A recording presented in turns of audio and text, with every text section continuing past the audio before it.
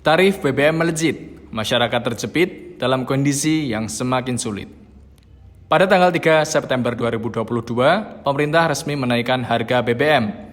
Kebijakan tersebut tentunya mengakibatkan terjadinya efek domino terhadap naiknya harga komoditas bahan pokok kebutuhan masyarakat.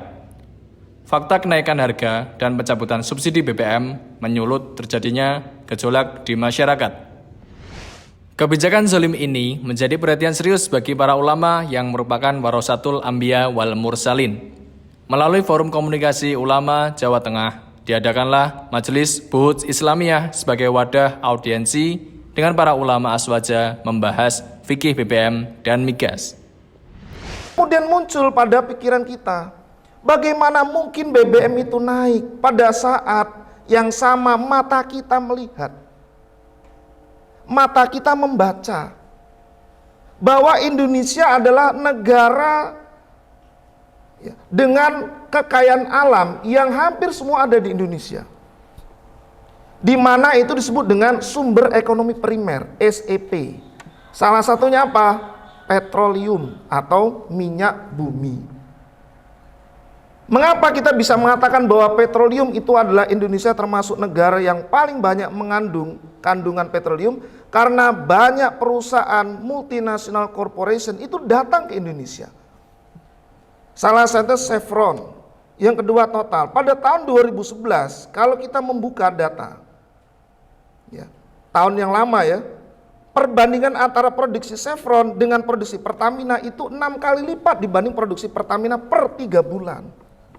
Bagaimana sebuah perusahaan asing swasta bisa memproduksi 3 kali lipat produksi Pertamina? Anda bayangkan BUMN berada di bawah kemampuan produksinya dibanding PT Chevron. Ini baru Chevron. Ya.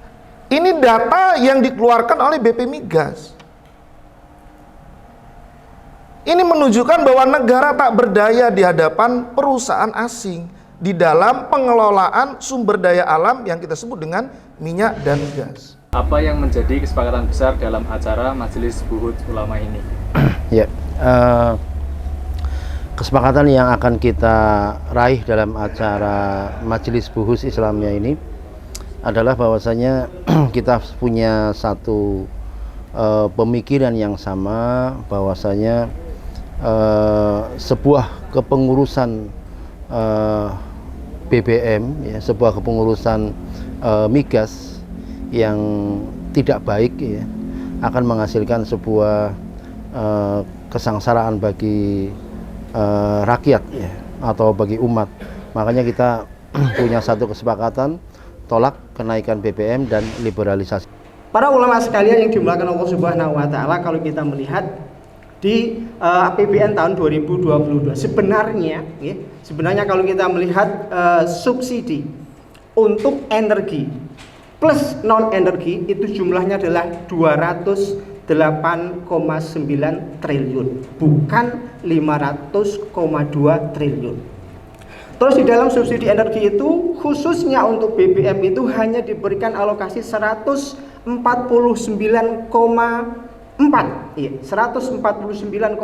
triliun. Sisanya untuk apa? Sisanya untuk subsidi listrik, subsidi LPG, dan subsidi pupuk. Jadi bohong kalau negara memberikan subsidi kepada BBM itu jumlahnya 500,2 triliun. Ini yang harus kita lakukan sebagai seorang muslim, harus melek data, speak by data, tidak speak by asumsi. Apalagi dibohongi oleh narasi-narasi itu. Kemana arah perubahan yang diharapkan oleh para ulama yang menghadiri acara ini? Arah perubahan yang akan kita raih adalah menujunya penerapan Islam secara kafah, ya. Karena dengan penerapan Islam secara kafah, maka pengelolaan sumber daya alam yang kita miliki tentunya akan kita kelola sesuai dengan syariat-syariat Islam. Fakta dan data dipaparkan oleh para ulama yang telah melakukan kajian secara mendalam. Kemudian seluruhnya dikupas menggunakan perspektif Islam sebagai upaya menghadirkan alternatif solusi yang adil bagi masyarakat. Bagaimana jika pemerintah tetap tidak menanggapi suara rakyat, dalam hal ini para ulama? Ya. sebuah kemungkinan yang terjadi memang bahwasanya pemerintah selalu menolak seruan-seruan ulama, tetapi ini sudah menjadi sebuah tugas dan tanggung jawab para ulama untuk selalu menyerukan dakwah ini. Masalah hasil adalah itu menjadi urusannya Allah. Yang penting yang harus kita lakukan sebagai hamlut dakwah adalah selalu menyerukan dan selalu memberikan pembelajaran kepada umat terkait pentingnya penerapan syariat Islam. Majelis Buhut Islamiyah diakhiri dengan pembacaan pernyataan sikap ulama Aswaja Jawa Tengah sebagai bentuk penolakan kenaikan harga BBM dan liberalisasi sektor migas yang dipimpin oleh Kiai Haji Muhammad Ainul Yakin. Pernyataan sikap ulama Aswaja Jawa Tengah tolak kenaikan harga BBM, kebijakan zalim menyengsarakan rakyat dan melanggar syariat. Saatnya umat kembali kepada syariah dan khilafah agar hidup selamat dan bermartabat. Sabtu 3 September 2022, pemerintah resmi mengumumkan kenaikan harga BBM. Rakyat terkejut dan melansir Detik News, pengumuman kenaikan harga BBM kali ini yang paling mendadak dibanding pengumuman kenaikan BBM sebelumnya.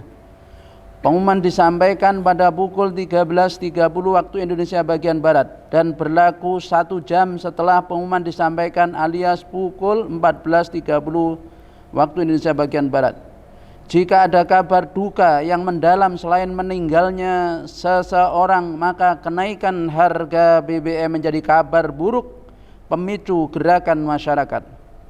Efek domino yang mengakibatkan perubahan tidak hanya dalam sisi ekonomi, tapi juga sisi politis dan sosial. Melansir kontan.co.id, berikut adalah 5 dampak kenaikan harga BBM bagi ekonomi Indonesia. 1. Tingkat inflasi bisa tembus 6%. 2. Suku bunga acuan semakin tinggi. 3. Bisa memicu stagflasi. 4. Pasar saham akan tertekan. 5. Tarif angkutan dan darat bisa naik 15%. Rakyat yang berada dalam keadaan terjepit semakin sulit, maka kebijakan yang zalim ini menjadi perhatian yang serius dari para ulama yang merupakan warasatul anbiya wal mursalin sebagai uyunul ummah, menjelaskan bagaimana Islam mengatur masalah ini. Islam memandang bahwa bahan bakar minyak merupakan bagian dari kepemilikan umum, sebagaimana sabda baginda Rasulullah SAW, al-muslimuna suraka'u fi salasin fil kala'i wal ma'i wan nar. Kaum muslim berserikat dalam 3 perkara, yaitu padang rumput, air, dan api. Hadis riwayat Abu Daud dan Imam Ahmad.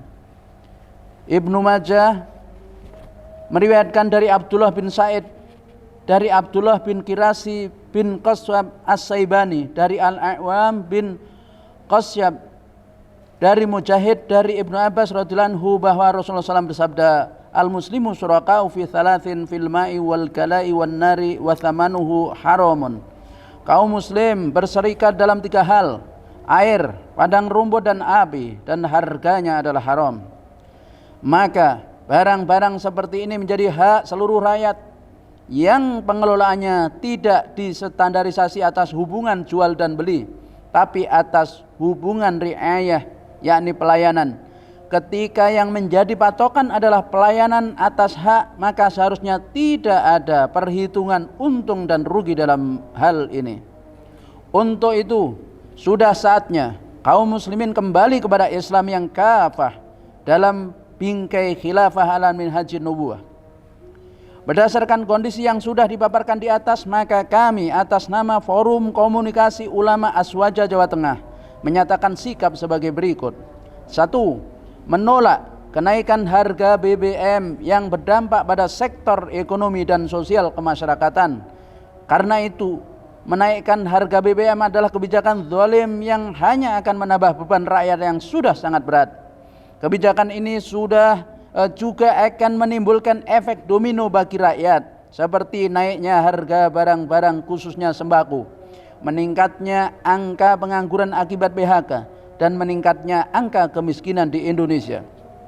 2. Kebijakan ini juga merupakan kezaliman besar karena penguasa menjadikan rakyat sebagai beban dan target market dalam bisnis, mengabaikan unsur riayah.